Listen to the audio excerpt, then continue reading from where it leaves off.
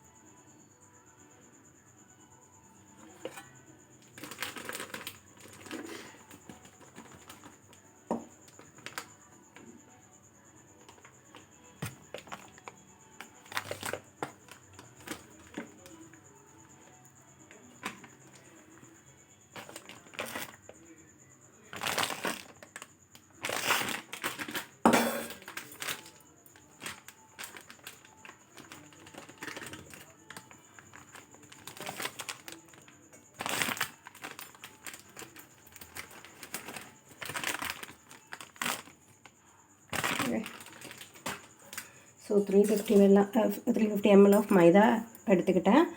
அதில் வந்துட்டு salt add பண்ணணும். ஸோ சால்ட் ஆட் பண்ணுறதுக்கு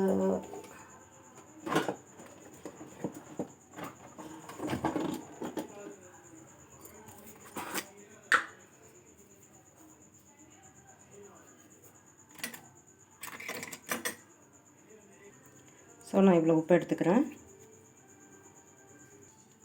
ஸோ 2 ஸ்பூன்ஸ் ஆஃப் ஆயில் எடுத்துக்கிட்டேன்.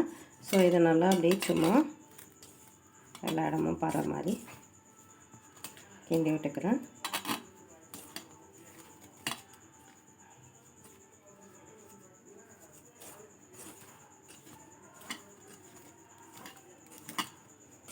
கிண்டி விட்டாச்சு. இப்போ நம்ம வந்து ஈஸ்ட் ஆக்டிவேட் பண்ணி வச்சுருக்கோம் இல்லையா, அதை எடுத்து இதில் வந்து சென்டரில் ஊற்றிக்கலாம்.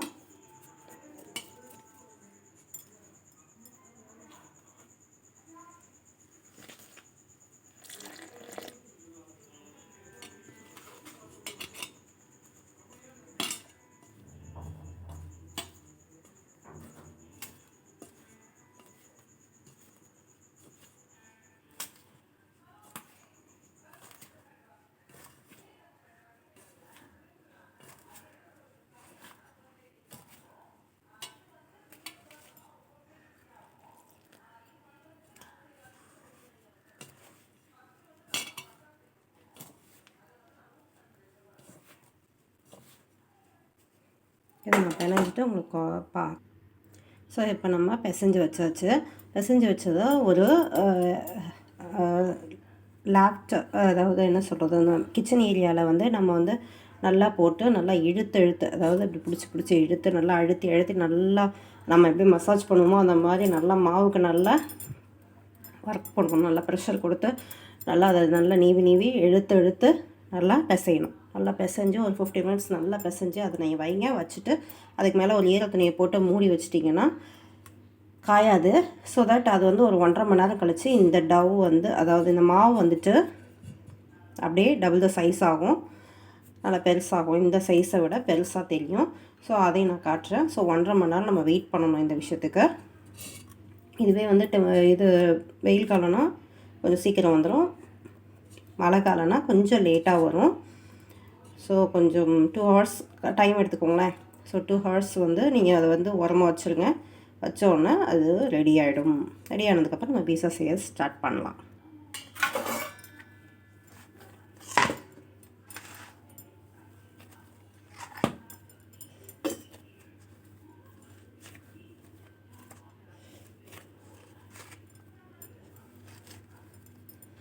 ஸோ நான் வெஜிடபிள் கட்டரில் போட்டு நெய் விட்டுட்ருக்கேன்.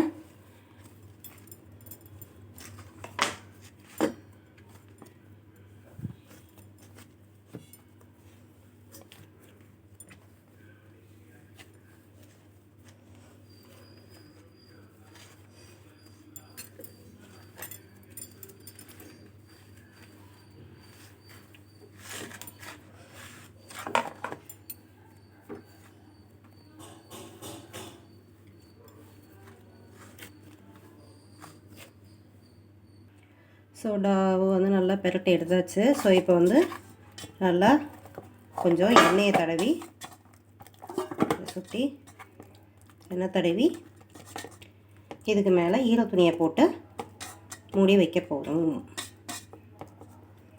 ஓகே, நம்ம ஈர துணியை போட்டு மூடி 2 hours கழித்து வந்து இந்த ப்ராசஸை ஸ்டார்ட் பண்ணலாம். ஸோ இப்போ வந்து நம்ம வந்து இந்த டவ் மாவு ஈர துணி போட்டு மூடி வச்சுருவோம். 2 hours கழித்து அதை வந்து நம்ம யூஸ் பண்ணலாம்.